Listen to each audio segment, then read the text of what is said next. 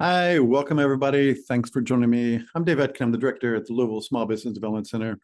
Thanks for showing up on a Tuesday. It is a cold, snowy Tuesday here in Louisville, Kentucky. So thank you for taking time out of your day to kind of sit in and have a little chat with us. So as always, just because things happen, we want to make sure that you can hear and see us, that we're even broadcasting out there. So if you look at the bottom of your screen, you should see a toolbar, and if you don't, just hover over that with your cursor, and the little should pop up, and there you'll see the chat feature. And if you wouldn't mind, just typing in hello and telling me where you're joining from and your name, so that we can all say hello. Make sure that everything's working. Otherwise, I don't want to be talking to a screen, and you guys are looking at a blank screen. So, all right. Hi, Hue from Louisville. Great. John. Hey, Marco from Louisville. Got some Louisville folks popping in today. Yeah, up the Northeast is Louisville. Great. Thanks for sharing, John. Let's see.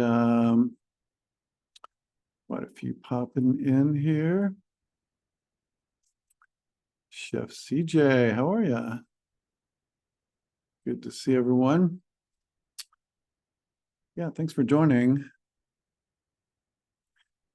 Okay, so appreciate that.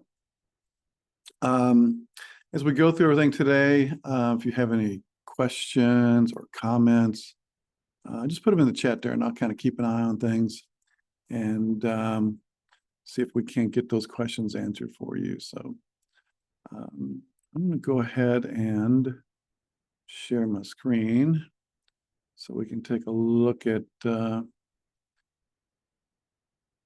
So here we go.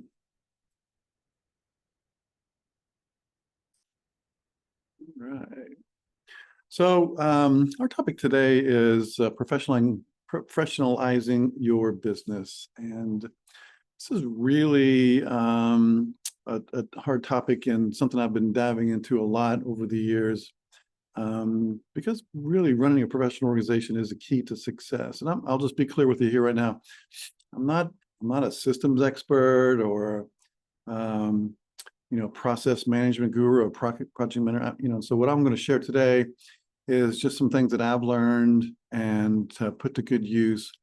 I'm sure there's some great project managers out there that may be watching, and you have a lot of stuff to share. And you can, if you can tell me, I don't know what I'm talking about, I'd be happy to entertain that, because most of the time I don't, but everyone learns, and I think it's important to share with what you learn with everyone. So let's dive in.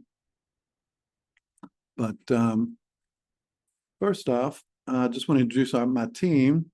We don't really talk about, honestly, what we do enough on these things. So there's a team of 4 of us. We're business coaches, and we've got a lot of background in different business aspects of business. But Small Business Development Center is a free service. Our really key services are just general expertise, access to resources. If you need planning, like business plans and stuff like that, we are one of the best in that. We can also help you get financing for your business. Part of the business planning process when you write a business plan is to use that for funding. So we've got a lot of great tools that we can bring to bear for your solution. So you see that QR code there? Just put your phone over there. We'll let that sit for just a second. It'll pop up on our page. You can book a Zoom call with any of us at any time. You'll see our calendar. Just pick some time to chat. Be happy to see you there. Again, we're a free service, and we'd like to see what you're up to here, and see what you're into, and see if we can help in any way. So this is my information there. If you want to hit me up directly with a phone call, a text, or an email, again, be happy to help. So why do we want to professionalize? Why do we want to systemize our business? It actually increases the efficiency of our business. And a professional business is a well-run business. It also helps with our customers. And, we want to retain our talent, and having staff on hand is very hard to do these days. And if you are unorganized and everything's a fire, it's hard to keep people. It helps you grow.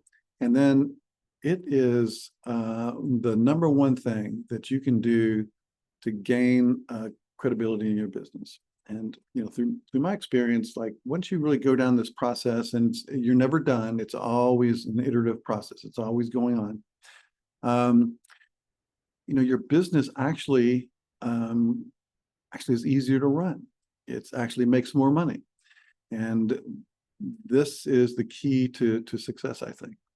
So if we were to talk to like a business process expert, this is what they would kind of show you. This is the process. And we'll look at another little thing here too, but and it makes total sense. When you start planning to take over the world and grow this giant business, you can start planning that, and you can think about it, from a strategy standpoint, but you can't execute that unless you have a firm foundation below you. And that's why you start with basic operations, putting that all together. And then, how do you manage those operations, the process, and make sure everything's standardized, and then make sure everything is just really running. And that's when you can really start to grow your business. And a process expert will say, here's the 6 steps that you would use. You would identify what you want to talk about. What's the problem you're trying to solve? And then gather information, and then, create different experiments and tools, and then, try things, and then get feedback, and revise, and then just a feedback loop until you've got things just moving as quickly and as efficiently as possible. And again, the process is never over. It's a continued process. So this is what an expert would do. But, I deal in small businesses, I own small businesses. And so, I just use it a different way. So just kind of the way that I kind of think about things, I'm just going to share that with you. So instead of thinking about it that way, I just want to prioritize the areas, based on, the importance of the urgency. That is, when you're in business, you know where the problems are. So prioritize that. If you have people around you, the employees or even contractors, involved in your business, have them part of this process, especially if they're doing things, if they're part of the execution, if they're, facing customers and stuff, they have great insight into the process and what can improve. So make sure you get input from others and get them involved in the process. But, bring in experts. We'd be happy to Small Business Development Center to, to help you with put some of this stuff together. And then, like I keep saying, it's just a process. It's just an iterative process. We're always changing. We're always looking. We're looking to improve every little bit. So, I like to think about it as like key areas to professionalize. We want to, there's all kinds of different processes in a business, but I've found that there's eight key processes that you use, and I use these to start. And here they are. The organizational structure, the business processes themselves, customer, financial, HR, tech, legal, and then marketing and sales. So let's look at each one, chat about them a little bit here, and go forward. So, organizational structure. And if you are a single person business just getting started, I know the first thing when I said this was, I don't need that. It's just me. So I'm the organization. That's very true. So what I find helpful is I don't want to think about the organization, the structure of the organization in people. I don't want to think about it as, me and then, Bill over here and John over there and so. But you want to think about it in processes. And this helps start the whole process. We want to define what are the roles in the process. So if you do get to the point where you have employees or other contractors and stuff, you can put together all the processes and the procedures. And when people come into your organization, it's easy to onboard. They know what their job is. And if you had an experience managing employees, you know that if you don't clearly define the role in the job description, whoever you hire will make up their own job. And it might not be whatever you want them to do. It might be something totally different. This is the great time when you start your organizational structure is to develop a board of advisors. Now, a board of advisors are different than a board of directors. They have no fiscal responsibility to your business. They can't tell you what to do, but they are there to use as a sounding board to get advice from. And you have to make an ask. You ask people that you know in the industry, or people that might have some knowledge that you might find helpful, and then ask them to come once or twice a year and buy them dinner and just give them a whole overview of your business and ask for their advice and input. And I can tell you from experience that I have found this incredibly helpful. So and most people, if you ask for help and ask for the input, they will gladly give it to you. So I would implement that right away. Every person, even the highest level athletes all have coaches and advisors to help them move forward and improve from day to day.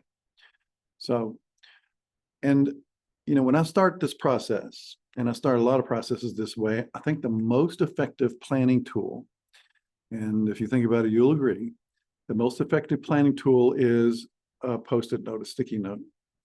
And in my office, I have a blank wall where I do the thinking and the planning with my sticky notes. And so if I was going to put together an organizational structure for an organization or a startup or an existing business, I would get my trusty Post-it notes and I would just start at the top, the CEO, start there. And then think about those roles, what are the functions that I need, and then go below. Of course, I'd have to have accounting and invoicing. I have to have somebody to do customer service. I need marketing and social media, maybe shipping. And so once I have these roles kind of laid out in how the structure of the business is, I can do one of two things. I can either, I can hire a hard body to come in and do that role if if I have the revenue stuff, or I can think through, are there ways that I can outsource this? Or are there could I hire a small bookkeeper to take care of my accounting and invoices? Or even back further, so here's a role that I'm going to have to do myself for a while, so I can move forward. So this is how you put this plan together and help identify the processes that you need to keep an eye on and implement over time. So that's the org structure. Next is HR, and this is another one. So even if you don't have employees yet, if it's just you, it's great practice to start this whole process of developing an employee handbook and thinking about performance management systems and offer training. And then most importantly, if you are going to onboard people, or if you have employees, having a positive and professional culture is key. And if you're looking for productivity, the secret to productivity either in yourself or in the people who work for you is that they feel good about themselves. They feel good both mentally and physically. And we've all had jobs where you wake up on morning and you dread going to work in that day. And it's a horrible way to live. So if you can foster a positive culture where people are glad to come and they want to produce, they want to help you, and they want to grow this business and be part of it, then that is a highly productive workforce. So how do we do that? And this is another part where you really have to think through, and this is something else that I like to do with Post-it notes as well. But I want to do a core values exercise. I want to understand, I want to express the values I'm bringing into this business. And, you can start small. If you want to start big, just start thinking of all the values that are important. You can download a list of values of, just Google it and to give you some ideas, but, start putting important values on the Post-it notes and stick it on the wall. But whittle it down to 5 values that really, after you really do some thinking and bring your employees or bring some advisors in and talk about, Um, just write those things down. 'Cause this will help you in several ways, but you once you have that value, you have to give it action. You have to really feel it, describe each word in detail and what it means to you and how it feels and how you express that in your business. So here's an example from a local restaurant. So creativity is one of their values, and they say, we have created a space that encourages creativity within a structure of solid training and support. While our focus is not on rigidity, we are looking for creativity in food, beverages, and the operational flow. This means that there is more than one correct way of doing something, whether that is making a dish, shaking a cocktail, garnishing a tray of catered food, or planning an event. In regard to the food, creativity is expressed in the plating, garnishing of the dish, as well as some of the specific cooking techniques. We want you to put your own personal spin on your work with us. Now, if you were onboarding someone, and this is part of their onboarding package, they understand definitely what you're looking for. And so this is totally key.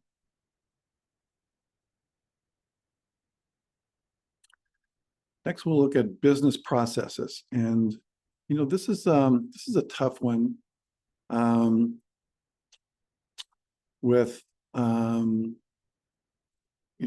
this is where we start with the organizational chart, those processes. And you honestly, it's very important to document and standardize the process and really look for, the bottlenecks and inefficiencies. And this is, why it's almost like if you can lay out a process, then you can step back and look at it and see where things can be improved. And it's almost like what the Six Sigma folks do in manufacturing.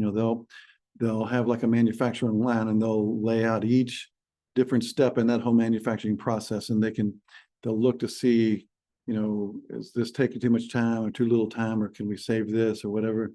That whole process works with any process within your business, and by actually doing this, then you always find some efficiencies. So again, I do this with Post-it notes, and if you remember the little chart that we showed at the beginning, the step one is identify the problem, ask the question.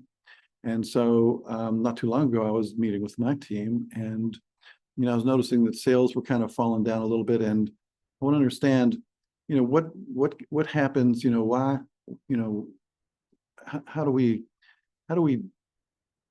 get sales, So I just asked the team one day, I said, where do our customers come from? I was thinking, if I knew what the inputs were, where they came from, the input, I could figure out ways to increase the flow through that input. So I asked that question, and we got our Post-it notes out, started sticking them up. So it turns out a whole bunch comes from Facebook and Instagram. We also do Google ads, so we get a good flow from that. And then we do live events and online webinars, and we get a little flow with that.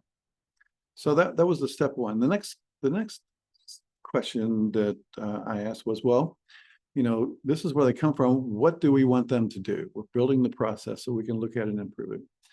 So if we get someone that's interested in us, let's say for a Google ad, let's say, what do we want these people to do? We want to push them towards our landing page, our lead. We basically want them to raise their hand, say, hey, I'm interested, I want you to reach out to me.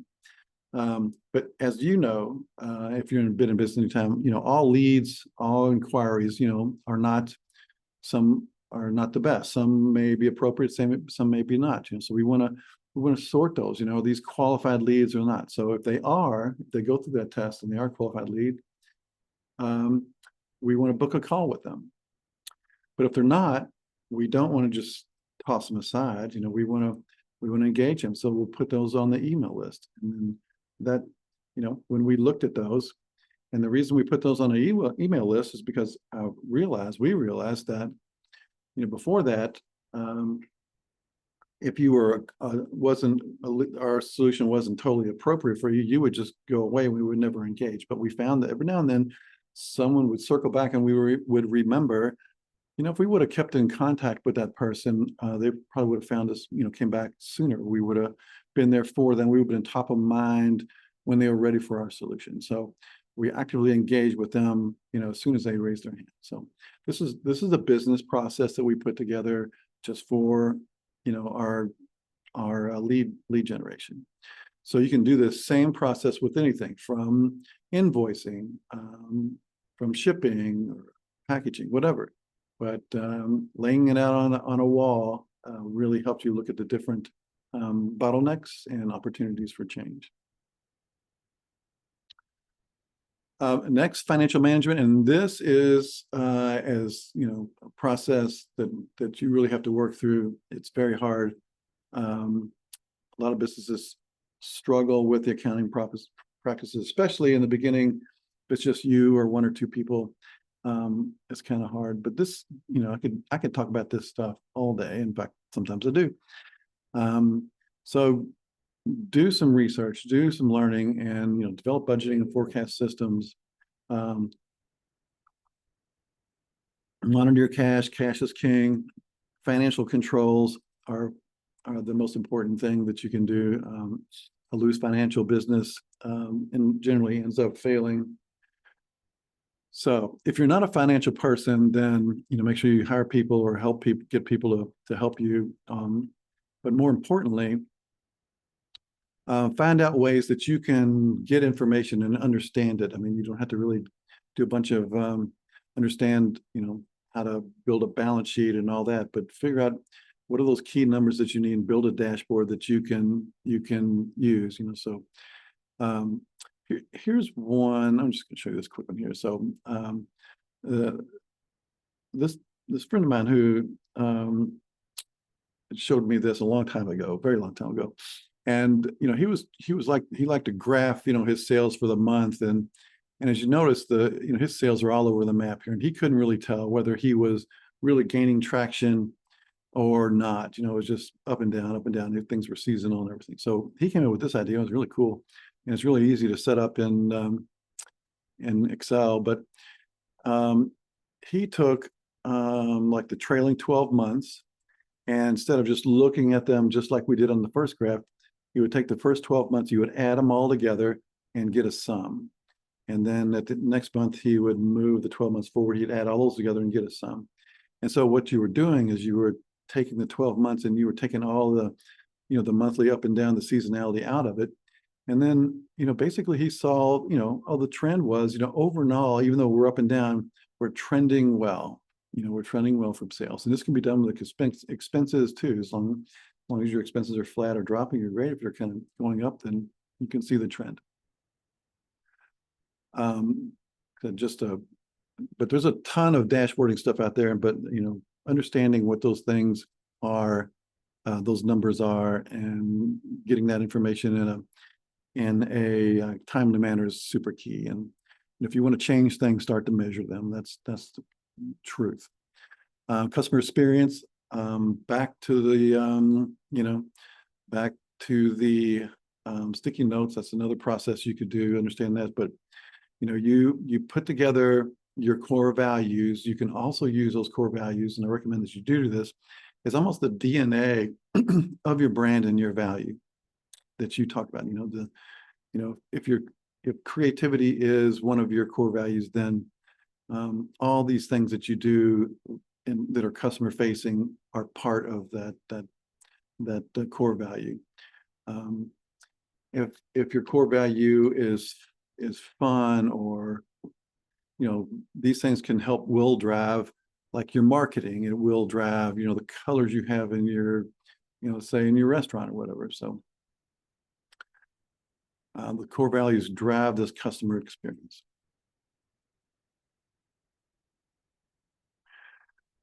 Legal and compliance. This is something that this has to be done on an annual basis. Understand what the laws are, especially now. Things are changing so fast. It's just important to stay on top of things. protect your intellectual property. Make sure that you have all the, if you have patents or branding, trademarks, make sure they're up to date. Keep your documentation up to date. Two things that are relevant now, especially, is we see this almost every year, but keeping your LLC or corporation, filing your annual report. A lot of people, small businesses, mean to do it and they forget. And we see this a lot since we do a lot of work with banks and financing, is that, business owner will go to get a loan and the bank will deny because their LLC was administratively dissolved because they didn't file their annual report. So just go up to the Secretary of State's office and click on the little business button up there and search your name and, file your annual report. It's only $15. It needs to happen though. Now, the second thing that's coming up, and this was on again, off again, on again, off again. I think it's on again for good. But this beneficial ownership information, it is, I haven't really heard when the deadline officially starts. I think there's one more court case they have to go through, but I would say in the next 30, 60 days, you will have to do this if you have an LLC that's been it's in existence or you've just started one. It only takes a few minutes to do. You just need to scan in your driver's license and information for your business and who is the beneficial, who the main owners of the business are. It's free. So yes, there's companies out there that say that, or make it look like they're from this organization, from the government, but they're really not, and they might charge you $200. So don't do that. Just go to the financial crimes and it's FINCEN.gov and click on the file a report. So make sure you do that. Otherwise, the fines are like $500 or I think it's like up to $600 a day for each day that you don't have it filed. Do that.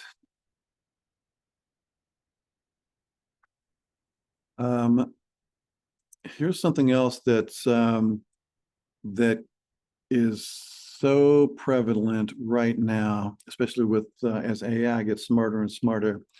But make sure you have the right,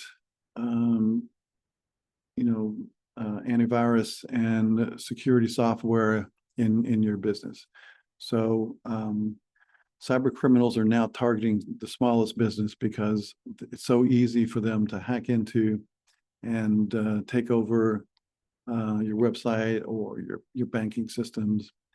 And most businesses that, I would say most, but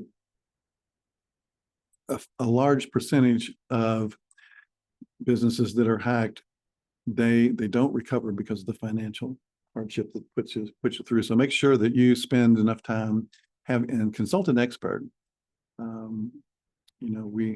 It's just crazy what happened. So be very careful. Keep up to date that. December, January, February. This is like the time when everybody thinks about, it's time for my new diet and I'm going to join the gym. It's also time for you to make sure that everything is upgraded in your business and think through these things to move things forward. And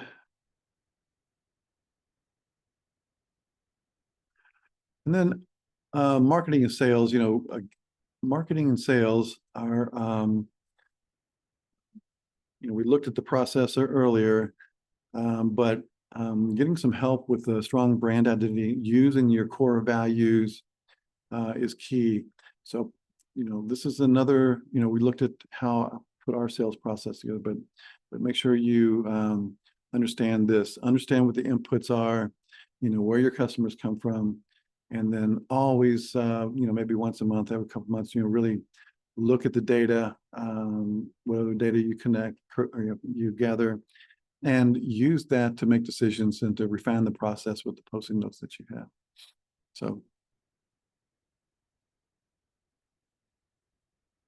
So that's our 8 little areas that we want to look at to really professionalize our business. So there's benefits to this, and it's not easy. It's time consuming sometimes. We all, especially I want to be able to flick a switch and it's all done, but this type of work is never done, and it takes takes input from others, takes some really a lot of thought processes to really think through everything, and it's hard to do because you as a business owner, you are busy. You got a lot of other stuff to do, and so it's tough. It's really tough to spend time, working on these things where you feel like you should be able to do, whatever it is you have to do. So the key to this is this whole process of getting your business and your foundation in place. This is the only way that you can really effectively grow without killing yourself. I personally, I was early on in my career, I had a business where it was kind of taped together and with rubber bands and cellophane tape, and but I was growing pretty quickly, and I hit upon a cool marketing idea that really just went crazy. And the success of that marketing, the amount of customers that came almost put me out of business. So being able to have the foundation to accept business, to grow, is the most important thing to do. You have to have your foundation very, very strong. So that in a nutshell is it. There's the QR code again. We would really be more than happy to help you with anything that we can. We again, we're a free service. There's several of us here, and we are very open to speaking to you. So if you have any questions or comments, we can chat a little bit about that here now if you want to. So everybody in good shape, I guess.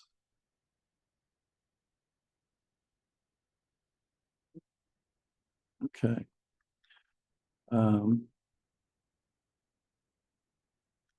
See, we got one question here. Should the asks if the annual report should be done by calendar year. Sort of. They are due now. Technically, you have till June 30th to file them. So when you set up your LLC, if you have email reminders, you should be getting them now. I'm getting mine. Or you should get a little card in the mail. Sometimes that happens. So just go to the Secretary of State's website. Up at the top there, it'll say business. Click on that, and the drop-down menu will say search business entity or entity search. Click on that, and then type in your name.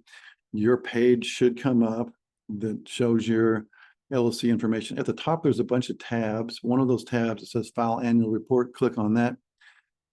Basically, just want to know, have you moved? The address changed? Is there any new owners or registered agent? And then, update all that information, click File, pay them $15, and you're good to go.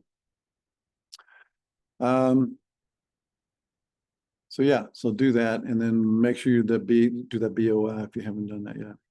So John is very curious about that marketing thing that brought you the business. Yeah, so it's just the classic viral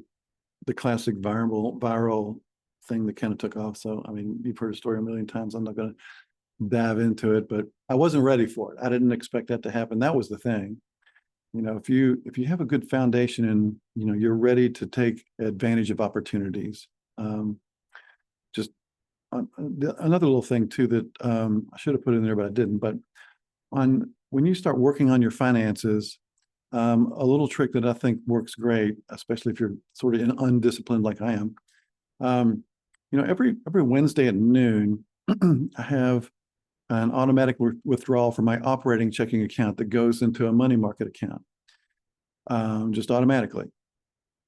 And that little sad money market account is my opportunity fund or emergency fund, whatever way you want to take it. But if you do that automatically, you know, sometimes it can be a little tight, but it's like when you've got your first job with benefits and they started taking money out for insurance and 401k, and you're thinking, well, geez, I don't make any money. But after a while, you learn to live within that. But if you do that, you start to build, an opportunity fund up, and start with $20 if that's what you can do. But that's that other part of having a good foundation to take advantage of growth. So if you have a little opportunity fund, if you suddenly hit upon something where you need to buy a bunch of inventory to take advantage of an opportunity, well, then you'd have cash on hand to do that. You wouldn't have to finance that. So just another little thing to think about. So, hope that was helpful. What sort of structural weaknesses? Yeah. Number one was financial, because I was in an inventory heavy business. So I couldn't afford, my cash cycle was a little bit longer. So I couldn't afford to get the inventory in fast enough before I got paid. Secondly, even like fulfillment, I didn't have enough people to actually, even if I had the inventory, to get all the jobs done, get it together and get everything done. So those are the things that if you just picture what if you doubled sales in a day? I mean, what just think through that whole thought process. What would have to happen? Yeah, supply of trained personnel. Yeah, so you can imagine what happened. People were expecting to get good service. They got bad service. We couldn't fulfill our orders. It wasn't because we didn't have the orders, but yeah. So, if you're going to do like a giant marketing campaign and you expect to increase sales by 20 or 30%, well, then, you need to be ready to deal with that. So often, again, I've been guilty of this so many times, is that, and you think that, sales solves all problems. It does, but it also costs you money and it creates a ton of problems as well. So you have to make sure that you're ready and have everything set up before you turn on that spigot. Does that make sense? So thanks for those questions, John. I appreciate that. So, okay.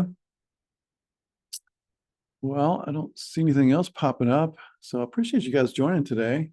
And I hope you found this helpful. Again, reach out, be happy to chat. Just hit that QR code up. And probably tomorrow, maybe the next day at the latest, we'll send you these slides and a recording. You can, whether you watch it or not, it's okay, but we'll send it to you. So I hope that you will join us again next week on another Toolkit Tuesday. And thank you so much for being here. I really do appreciate it. So let me know how I can help, or any of us help. We'd be happy to do it. So happy Tuesday. See you soon. Bye-bye.